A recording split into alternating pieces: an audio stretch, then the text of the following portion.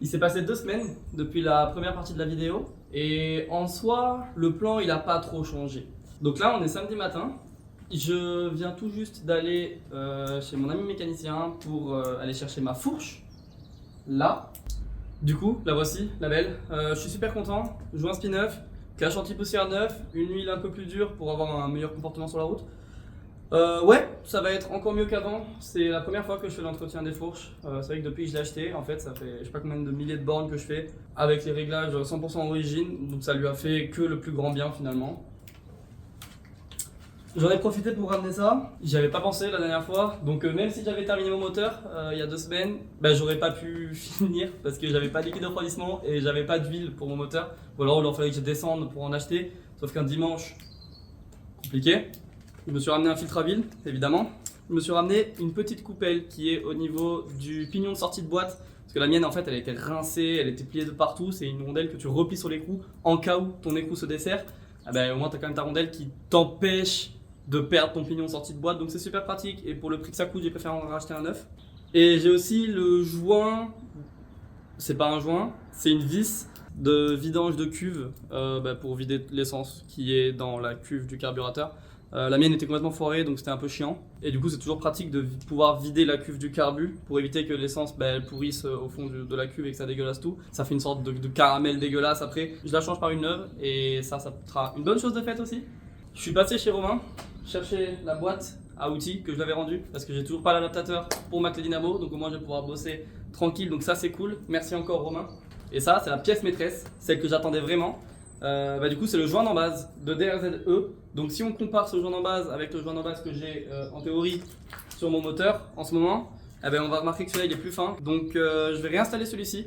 Et une chose assez drôle, ce matin j'ai fait une belle bourde, enfin une bourde, j'ai fait une Hilario littéralement. Je voulais changer mon pneu arrière parce que le mien il est totalement rincé. Donc du coup je me suis acheté un beau Super Corsa que je voulais monter à la base. Ce matin, quand je suis parti chez mon ami mécanicien pour aller chercher mes fourches, je lui ai demandé est-ce que ça te dérange si j'utilise ta machine à pneus pendant 10 minutes, je me change mon pneu et comme ça, vamos. Il m'a dit ouais, pas de souci et tout, trop cool. Donc moi, ce matin, je prends la voiture, je mets mon pneu et ma roue dans le coffre, je me gare à côté du garage et quand j'ouvre mon coffre, là, je réalise, en fait, j'ai pris ma roue avant. Parce que ma roue arrière elle est encore montée. Et moi, c'était ce matin, il était 7h30. Je l'ai pris comme ça, sans trop réfléchir. Il y avait littéralement le pneu et la roue dans la même position que ça. Donc je me suis dit, je suis à peu près intelligent. Si je les avais posés comme ça, c'est qu'ils allaient ensemble. Non. Du coup, ouais, en arrivant là-bas, j'ai ouvert le coffre et j'ai réalisé que j'avais mon pneu arrière, c'est bien, mais j'avais ma roue avant. Bref, tout ça pour dire, j'ai pas pu changer mon pneu. J'avais pas envie de me taper un aller-retour, donc je remets ça plus tard, c'est pas grave. Quoi qu'il en soit, j'ai ce qu'il me fallait pour avancer, c'est-à-dire mon joint d'embase. Du coup là, on va pas parler pendant 20 minutes, on va directement retourner à la mécanique. Donc mon moteur il est juste là, je vais le refoutre sur le pont. Et je vais redémonter tout ce que j'ai monté la dernière fois. Donc je vais pas le mettre en caméra, c'est pas intéressant. Donc là on va directement se retrouver dans la phase de remontage du nouveau joint d'embase. C'est parti.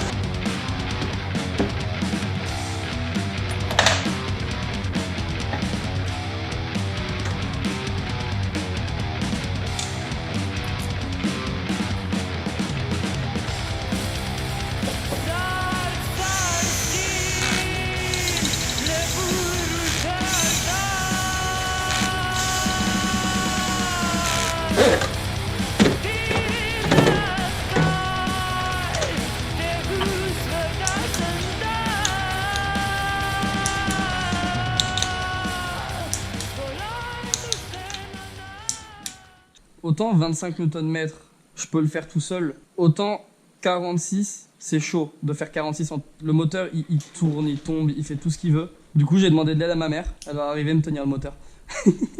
Tu tiens, hein? Allez, tiens, t'inquiète, tu vas y arriver. Il n'y a pas besoin pour commencer, tu me dis. C'est bon, regarde, tu vois, t'as réussi. Faut le faire 4 fois. Ah, quand ça fait clic, vraiment, c'est le bruit du bonheur. Ok, ça va, facile. Oui. Bon, j'ai l'habitude avec ton père. Clic. Parfait. C'est bon, c'est fini. Merci maman. Là, pour caler les arbres à cam, c'est super simple. Donc déjà, il faut mettre la moto au point Moreau. Donc avec le petit œillet, on s'aligne sur le T en faisant tourner le volant moteur. Le but, ça va être de caler cet arbre à cam, donc du coup d'échappement, avec le 1 aligné au point de joint. Donc ça sera quelque chose comme ça. Ensuite, on prend l'arbre à cam d'admission. Et si on regarde normalement, ça sera le petit 2 qui sera aligné sur le plan de joint. Mais la chose à vérifier absolument, c'est de compter 15 axes. Donc on va commencer par exemple de là. Là on a 2, donc 1, 2, 4, 6, 8, 10, 12, 13, 14, 15 axes entre le 2 ici et le 3 ici. 15 axes entre les deux flèches, ça c'est Suzuki qui le dit directement dans la revue technique. Donc faut y faire attention. Là j'ai pas encore mis mon tendeur de chaîne de distri, donc je le tiens à la main pour éviter qu'il y ait une dent qui saute. Mais dans le principe, évidemment, avant il faut mettre les paliers d'arbre à cam. Du coup, les paliers d'arbre à cam, en fait, il n'y a pas réellement de palier. Ce qu'on appelle palier d'arbre à cam sur le DRZ, c'est cette pièce totale qui est, qui fait pair avec la culasse parce que c'est taillé masse. Il n'y a pas réellement de palier qu'on peut changer comme sur une voiture. Là, c'est taillé masse. Donc, littéralement, si on foire nos paliers d'arbre à cam, en fait, il faut changer toute la culasse. Donc, c'est vite chiant. Je sais vraiment pas pourquoi Suzuki a fait ça. Du coup, moi, ce que je fais, c'est que je vais remettre ces nouveaux paliers d'arbre à cam là, parce que, évidemment, les miens, c'est ceux qui vont avec l'ancienne culasse. Et vu que c'est appairé, je peux pas m'amuser à les croiser. Du coup, moi, je remonte ces paliers d'arbre à cam avec cette culasse là, qui viennent tous les deux du coup du DRZ E. Et moi, tout mon ensemble, il va aller dans mon stock de pièces. Donc moi, j'avais un doute. Sur ma moto, avant, il y avait les 8 vis là, qui étaient en fait les mêmes, finalement, la même longueur et tout. Et c'est vrai que ça faisait un petit décalage. Ici, il y avait ces vis là, elles allaient un peu plus profondément. Et je me demandais pourquoi. Et en fait, j'ai regardé les microfiches. Et finalement, il y a deux vis qui sont un poil plus longues qui étaient dans le pack avec la culasse. Et donc, en effet, ces deux vis-là sur le DRZ, par rapport aux 8, sont un poil plus longues. Et ça fait qu'elles sont toutes à la même hauteur. Donc là, j'ai retrouvé la configuration d'origine. Donc, je suis content. J'ai encore fait une magnifique Hilario. J'ai demandé à Romain si je pouvais lui emprunter sa boîte parce que je me rappelais qu'il avait la douille de 12 qui va sur un embout en 3/8, qui est ma clé dynamo. Par contre, j'avais oublié que mes paliers d'arbre à cam, il me fallait que j'arrive à aller sur un embout comme celui-ci, qui est en 1/4. Et du coup, là, je suis face à une situation où je vais encore devoir soit faire chier Romain à lui demander de retourner là-bas pour aller rechercher une clé dynamo, soit il faut que je trouve une solution. Donc l'idée là, ça va être d'adapter ce 3/8 là vers un 1/4 sans avoir d'adaptateur. Donc j'ai trouvé peut-être cette solution là avec un gros cruci qui rentrerait là-dedans. Et en gardant une assez grosse force, je pense que j'arriverai peut-être à garder du couple. Je vais essayer, je sais pas ce que ça va donner. Le moment de vérité. Oh oui! En soi, c'est que 10 Nm, donc c'est pas grand chose. Je me suis dit, ça peut passer. Mais putain, ça passe quoi, c'est génial. Oh ta mère! Ok. Là, franchement, c'est vraiment Bob le bricoleur, mais ça fonctionne et ça me sauve, sincèrement. Je vais continuer à me battre comme je peux pour serrer ces 8 vis à 10 Nm. Et on se retrouve juste après. Je suis sincèrement choqué de ce que je viens de faire et tellement content. Ça a marché. Du coup, mes 8 vis sont serrées à 10 Nm. Là, je remets mon tendeur de chaîne de distri et je vais m'amuser à faire mon petit jeu aux soupapes, être sûr que tout va bien. Et ensuite, je continue le remontage. Clic. Clic. Ok. Bon, il n'y a pas l'air d'avoir de bruit bizarre ou quoi. Les dents, elles sont pas sautées. Le moteur, il tourne très bien. Je recompte mes 15. Il y a bien 15 dents. Impeccable. Jeu aux soupapes.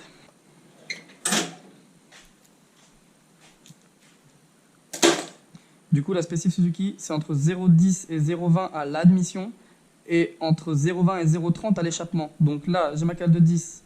En théorie, je suis censé pouvoir la passer. En dessous, ça passe. Ma cale de 20, normalement, si elle passe pas, c'est parfait. Et elle passe pas. Évidemment, avant de faire tout ça, il faut être au point Moreau, s'assurer d'être au point Moreau pour pas que les soupapes soient ouvertes en fait. Il faut pas que les cams soient en contact avec les soupapes. Je réessaye ma cale de 10 dans la deuxième cam côté admission. Donc la 10, elle passe, tant mieux. Ma 20, faut pas qu'elle passe, sinon c'est chiant. Et elle passe pas. Donc mon jeu au soupape côté admission est bon. Ça, c'est impeccable.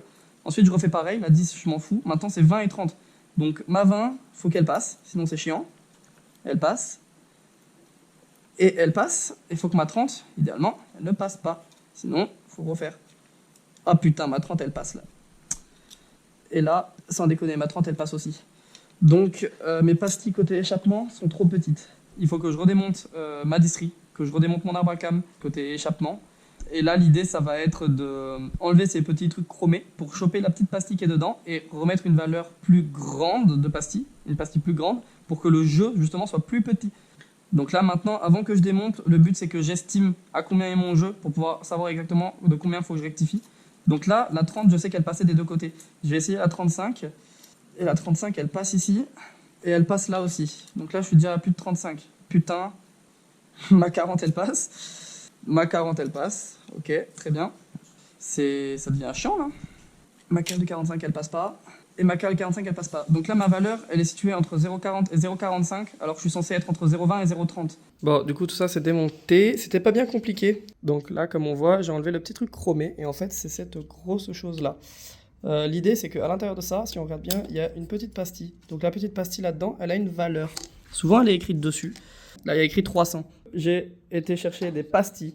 Donc tout à l'heure, on avait des pastilles de 300. Là, j'ai chopé des pastilles de 315.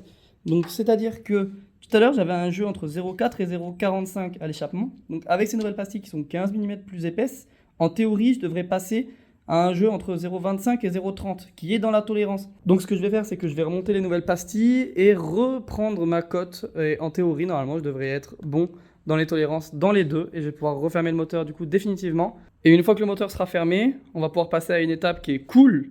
C'est ça, là.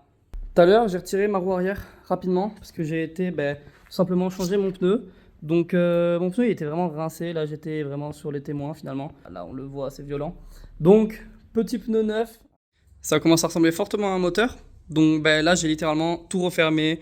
J'ai remis les petits œillets, j'ai remis le démarreur, j'ai mis le cache-culbut, j'ai même remis le filtre à huile, comme ça c'est déjà fait. Finalement il est prêt à être remonté sur la moto. Du coup dernière étape avant ça, ça va être nettoyage. Donc j'ai profité que le châssis il est à nu pour nettoyer tout le châssis. Je vais nettoyer tout le moteur, je vais nettoyer les jantes, je vais tout nettoyer à fond. Je vais vous épargner ça quand même parce que ça va être long et chiant. Je vais le faire tout seul comme un grand. Bon, on est samedi soir du coup. J'ai passé un gros coup de propre de partout. Le moteur, le cadre, les jantes, la chaîne, tout est nickel finalement. Donc demain matin, je vais remonter le moteur, remonter tout, faire démarrer la moto en espérant qu'elle démarre, sérieusement. Parce qu'après le temps que ça m'a pris, ça a été 2 week-ends complets pour faire tout ça. Vous avez la chance d'avoir un gros résumé et il y a plein de parties que je saute. Tout ce qui est des trucs longs, chiants et que t'as juste pas envie de faire mais que t'as pas le choix, ça saute pour vous. C'est le côté pratique. Tout ça pour dire que j'aimerais énormément que le moteur démarre sans problème et que demain je puisse finir la moto et me dire ok, c'est fini. Ça serait trop bien. Donc là on a le moteur très propre, je crois qu'il l'a jamais été autant. On a par exemple je sais pas la jante arrière que j'ai entièrement nettoyée de partout, la jante avant c'est la même, le cadre, tout au niveau du support moteur, tout le passage de chaîne, l'intérieur du bras, tout est nickel. Et là on a la chaîne qui trempe, là dans de l'essence, en théorie avec du gasoil c'est mieux parce qu'en plus ça la graisse et tout en même temps, mais bon là j'avais que ça sous la main, donc elle va tremper toute la nuit dans l'essence. Demain je vais la pendre au plafond et essayer de bien la nettoyer de partout, puis la regraisser, ça va être comme neuf. Du coup les roues, le moteur, les fourches, tout ça là, tout ce bordel, ça sera là demain. Dernière ligne droite demain. Qu'est-ce que j'aurais donné pour dormir quelques heures de plus? Mais il y a ça à remonter. Normalement il y a mon frère qui arrive bientôt et du coup il va pouvoir m'aider un petit peu. Je vais faire avec lui le truc le plus chiant, donc remettre le moteur dans le cadre. Donc quand il sera là, on remettra le moteur ensemble. Moi pendant ce temps-là, tout est déjà propre, tout est déjà prêt à monter, donc je vais pas rien faire. Je vais déjà commencer à remonter tout l'avant, la fourche, la roue, etc. Et je remettrai peut-être aussi la roue arrière et tout en fonction de s'il arrive d'ici là. Let's go!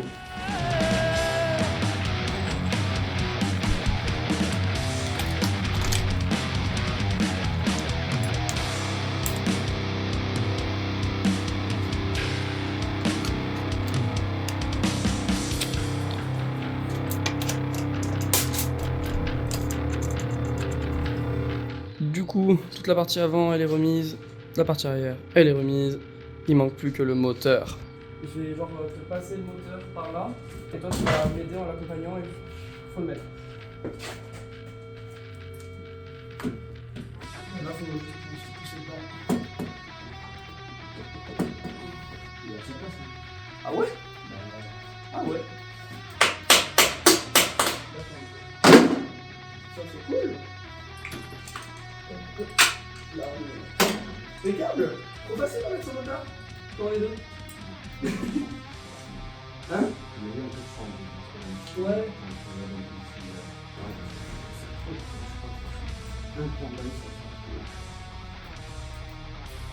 Ok. Ah oui, c'est bon. Maintenant, je t'abandonne. C'est passé bien tous tes câbles ici, certainement. Ok. Donc là, on va pouvoir commencer à remettre tout ce qui est câble.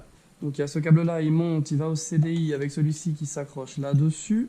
Il y a le capteur de point mort que je vais devoir refoutre là-bas. Tout ce qui est les retours d'huile, les trucs. Ouais, il y a du taf. They can make things worse for me. Sometimes I'd rather die. They can tell me lots of things, but I can't see eye to eye. Well, I know they know the way I think. No, they always will. But someday I'm gonna change my mind. Sometimes I'd rather kill. Bloodstains, straight kills, fast cars, cheap thrills, ice girls, fine wine. I lost my sense, I lost control, I lost my mind.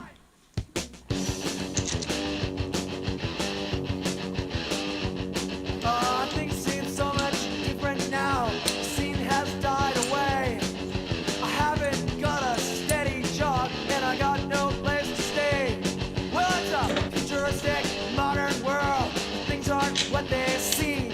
Someday you better wake up from this stupid fantasy. Bloodstains, spin kills, fast cars, cheap thrills, ice girls, fine wine. I lost my sense, I lost control, I lost my mind.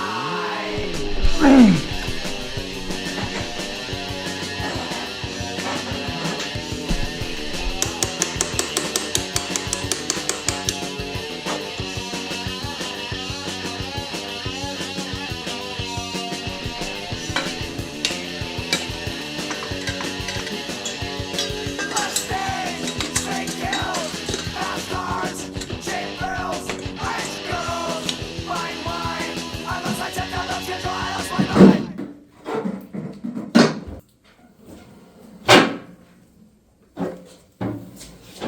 C'était long, il y avait plein d'étapes. J'ai fait beaucoup de choses avec la caméra. Je vais pas non plus détailler à la mort toutes les étapes et tout, parce que finalement c'est comme le démontage mais à l'envers. Donc on a déjà vu tout ça dans la première partie. Là j'espère sincèrement qu'elle va démarrer direct, ça m'arrangerait parce que j'ai plus le temps. Là c'est la fin du week-end, j'ai plus le temps de continuer, donc ça va encore remettre ça à plus tard et là j'ai pas envie. Donc l'idée c'est que je vais la foutre dehors, je vais lui mettre le réservoir pour avoir un peu d'essence mais juste poser et on verra si ça craque. Let's go.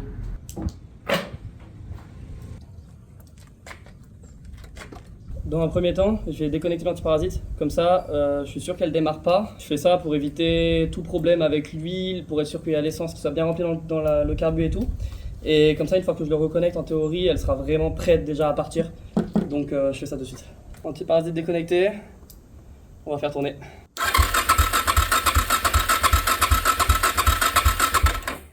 Ok, ça c'est cool. J'avais déjà fait tourner le moteur dans le vide pour être sûr qu'il n'y a pas une soupape qui touche le piston, que j'ai fait un décalage sur les arbres à cam et tout. Donc normalement il n'y avait pas de souci de ce côté-là. Mais bon, c'est quand même toujours rassurant d'entendre qu'elle tourne quand même rond et tout aussi. Donc là je viens de rebrancher notre parasite. Normalement ça devrait démarrer. Je vais mettre le starter à la moitié malgré qu'il fasse chaud. Ça ne pourra que aider, donc il va peut-être s'emballer, après je vais l'enlever. Et on verra.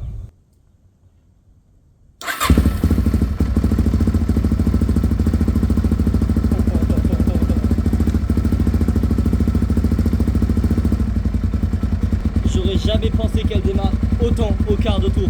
Là, il n'y a même pas eu, j'ai même pas entendu le démarrage, je crois. C'est fou, c'est fou.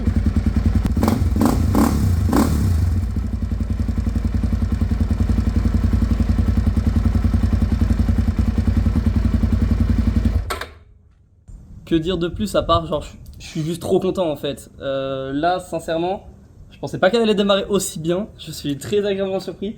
Donc c'est cool, c'est que j'ai dû bien faire les choses. Là j'ai encore 2-3 derniers trucs à régler. Donc là je l'ai fait tourner 3 minutes. Je vais la laisser reposer 3 minutes le temps que je suis là. Et après je vais faire mon niveau d'huile. D'ailleurs, niveau d'huile, c'est un peu flou vis-à-vis du DRZ. J'ai vu de tout. Donc moi je prends référence sur le manuel constructeur, la RTM. La RTM, qu'est-ce qu'elle dit? Elle dit faire tourner 3 minutes à l'arrêt, puis éteindre le moteur pendant 3 minutes pour la laisser se reposer et laisser l'huile descendre dans le moteur. Et ensuite, on peut prendre notre niveau avec notre petite jauge qui est dans le cadre, moto droite et pas sur la béquille, et avec le bouchon desserré, c'est pas serré entièrement. Normalement, après avoir fait ça, on aura un niveau qui est fiable vis-à-vis de l'huile. En tout cas, moi, tout ce que je fais, c'est de lire ce qui est écrit sur la revue technique. Et ça fait 4 ans que je fais ça, j'ai jamais eu de problème d'huile. Donc j'imagine que c'est ça la bonne technique. Bref, après ça, je vais la rhabiller un petit peu, lui remettre le réservoir bien parce que là il est mis à l'arrache. Et ensuite, je vais aller faire un tour, voir si tout va bien.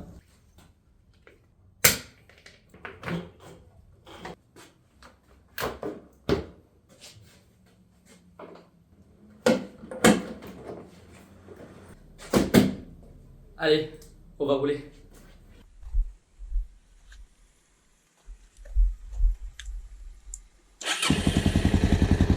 C'est parti. Donc là, j'enregistre avec l'intercom en même temps. Peut-être la qualité du son sera dégueu sur GoPro. Je me dis peut-être qu'avec l'intercom ce sera mieux. Quoi qu'il en soit, vous attendez pas un truc de fou. Je suis pas du tout équipé pour. Le but là, c'est de rouler et de voir si tout va bien. Donc déjà, première chose que je vais faire, c'est que je vais passer toutes les vitesses. On va voir ce que ça va donner.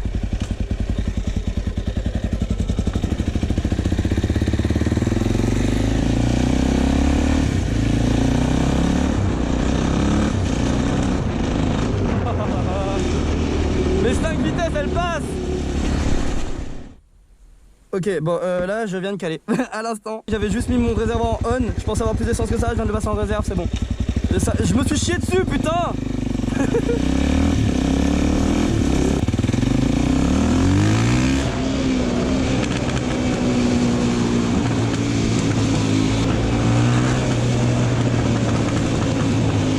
Ok, elle faisait déjà des retours de flamme et des pétaradements avant. Mais bon, ça n'a jamais été non plus trop dramatique. Je me suis dit en changeant là toute la culasse avec des nouveaux arbres à cam et tout d'échappement, en refaisant le jeu aux soupapes, peut-être ça va régler les problèmes. Bon, visiblement non. Donc peut-être c'est un problème de carburation. On verra. On verra si c'est si grave que ça. Je travaillerai dessus. Littéralement, j'avais oublié que j'avais changé mon pneu arrière. Et donc là, il est tout neuf. Et dans ma tête, j'étais comme si de rien n'était.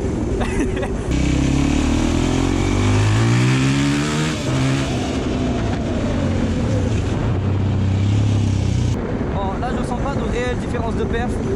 Après ça fait un mois que j'ai pas roulé la moto, donc peut-être que ça doit certainement jouer. Si je l'avais roulé il y a 2 jours, peut-être je l'aurais remarqué. Mais en tout cas, bon, ça a pas l'air d'être vraiment meilleur, mais ce qui est sûr c'est que ça a pas l'air d'être pire. Donc déjà, c'est un bon point. Là il y a une grande ligne droite, bon c'est une méga montée, mais je vais essayer de tout donner.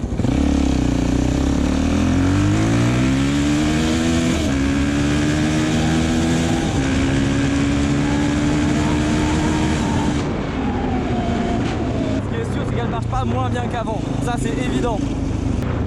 Allez, on rentre.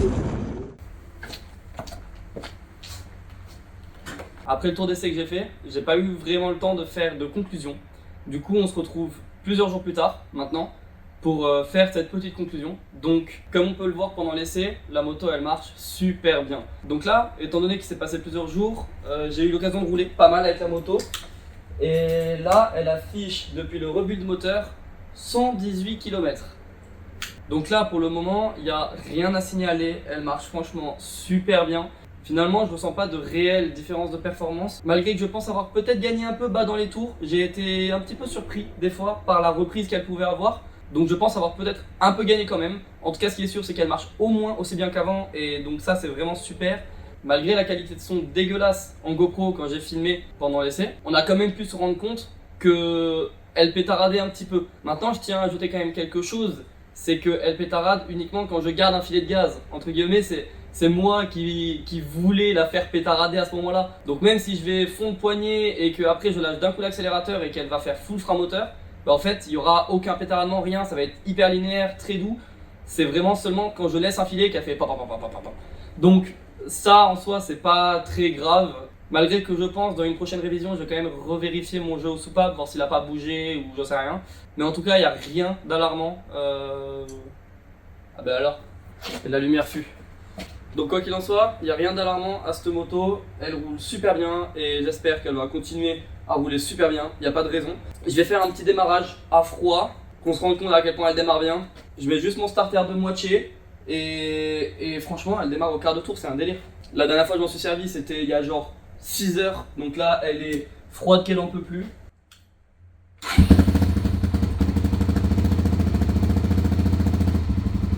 Voilà. Franchement, elle a jamais démarré aussi bien. C'est un délire. Elle entraîne direct et bah c'est bien. Moi, j'en suis content, franchement. Du coup, le bon fonctionnement de ma moto va mettre fin à cette petite série de 2 vidéos. Quoi qu'il en soit, moi je me suis régalé à tourner les vidéos, à faire le montage, etc. C'était trop cool. Je sais pas s'il y aura d'autres vidéos, d'autres contenus. Quoi qu'il en soit, si je refais des nouvelles vidéos, des choses comme ça, déjà ça va pop sur ma chaîne, évidemment. Et je pense que je vais aussi faire une petite story sur Insta. Avant de terminer cette vidéo, j'aimerais quand même remercier pas mal de personnes. Ces personnes le méritent, sincèrement. Donc je vais faire par ordre chronologique, au moins c'est le plus simple. Donc déjà, premièrement, je remercie sincèrement Max pour le prêt de son 450 CRF pour 2 sessions samedi matin, le lendemain que j'ai pété ma boîte parce que il avait vu que j'étais en galère et que du coup j'étais un peu triste de ne pas pouvoir rouler samedi. Et il a pas hésité du tout à me dire mais vas-y, fonce, prends mon CRF, on ne roule pas dans les mêmes sessions, donc t'as qu'à profiter, la moto elle est libre. Donc franchement merci énormément pour ça Max, c'était trop bien, en plus la moto est incroyable. Bref, merci beaucoup. Ensuite je vais aussi remercier Lorenzo, mon frère, que vous avez vu dans la première partie de cette vidéo, dans la deuxième aussi. Il a toujours été là pour m'aider, que ce soit quand il passait dans la vidéo, comme en dehors, à chaque fois je l'appelais pour lui poser des questions sur mes arbres à cam ou sur plein de choses, il était toujours là à me répondre. Mais même avant ça, comme j'ai dit, j'ai vécu déjà plein de choses avec cette moto, avant cette casse de boîte, et même avant il a toujours été là, donc merci encore énormément. Il y a aussi Romain, qui, sans lui, je me serais retrouvé dans la merde plus d'une fois. Il m'a soit apporté des outils, soit j'ai été lui voler des outils. Je lui ai rendu après, on est d'accord. Mais quoi qu'il en soit, je me serais vraiment retrouvé dans la merde sans Romain. Parce que ne plus avoir les bons outils, les bons adaptateurs, un dimanche quand tout est fermé, que je suis en galère, que je dois repartir quelques heures après. Eh ben voilà, Romain, merci. Et ensuite, la 4e personne que j'aimerais remercier, en fait c'est pas une personne mais c'est un lot de personnes. C'est super bateau, mais je me sentirais trop mal de pas le faire. Donc je veux remercier toutes les personnes qui ont regardé, que ce soit la première partie de la vidéo comme celle-ci qui est en train de se terminer, parce que j'ai eu énormément de retours, que ce soit en bien comme en mal aussi, sur mes vidéos, sur des points améliorés, ou même juste me dire frérot c'est trop bien ce que tu fais et tu me régales et je m'attendais pas à ce que tu fasses ça. Et j'étais super content parce que je me suis quand même donné du mal pour faire ces petites vidéos et d'entendre que ça plaisait à d'autres gens qu'à moi, franchement ça m'a juste donné un putain de sourire et un putain de bon mood. Donc ouais, merci à toutes ces personnes qui regardent mes vidéos. En soi, ces vidéos c'était, oui bon, pour mettre sur YouTube tout ce que tu veux. Moi ces vidéos c'était dans un premier temps pour moi, en tant que souvenir. Parce que quand j'avais eu d'autres merdes avec ma moto, j'avais que des petites photos, des trucs comme ça. Donc là j'aurais 2 vraies vidéos construites à re-regarder dans 5-10 ans. Oh putain! À re-regarder dans 5-10 ans, je vais me dire ah putain c'est vrai que j'avais pété ma boîte à Brissac et tout. Bref, ça va me faire des super souvenirs. Allez, on va pas faire durer ça plus longtemps. Merci encore à tous et j'espère que ça vous aura plu.